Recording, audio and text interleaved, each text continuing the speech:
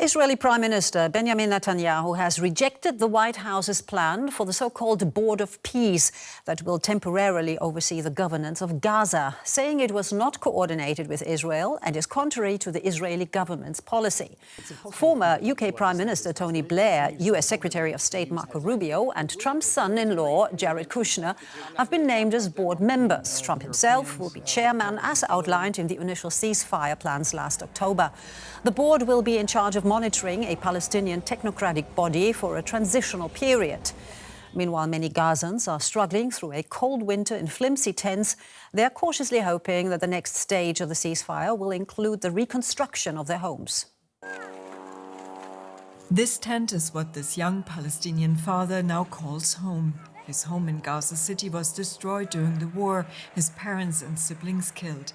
He, like many Gazans, welcomed the announcement about the second phase of the ceasefire agreement, but remains uncertain about what could come next. What do we expect? Everything we want and need is beyond what we will be provided. We need a caravan, a mobile home to protect us from winter and the cold. But if you ask what we think will happen, we don't know yet. We're not optimistic about anything. Based on the chaos, daily bombings, martyrs, gunfire, targeting, there's no expectation of improvement, unfortunately. The ceasefire officially took hold in October 2025. Since then, Palestinians have reported the death of around 400 people. In Phase 1, all living hostages held by Hamas were returned to Israel and hundreds of Palestinians held in Israeli prisons were released. The body of one hostage is yet to be repatriated. But there has been little improvement to the daily lives of citizens in Gaza, with most of the population still displaced.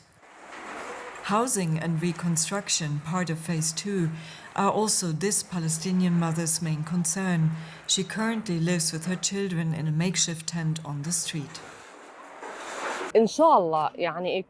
God willing, there'll be a difference from the phase we're currently in, or an improvement to our living conditions.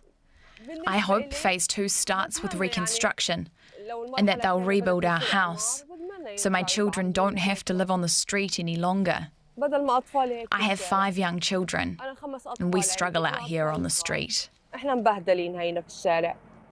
The UN estimates that more than 61 million tons of rubble need to be cleared, and that rebuilding could take many years. There's hope that the new technocratic Palestinian administrative body, which met for the first time in Egypt this week, will be able to move things forward. It will be overseen by the International Board of Peace. Many key issues in Gaza are dependent on the completion of Phase 2. Announcing the start of Phase 2 is important, but Palestinians see slow progress so far.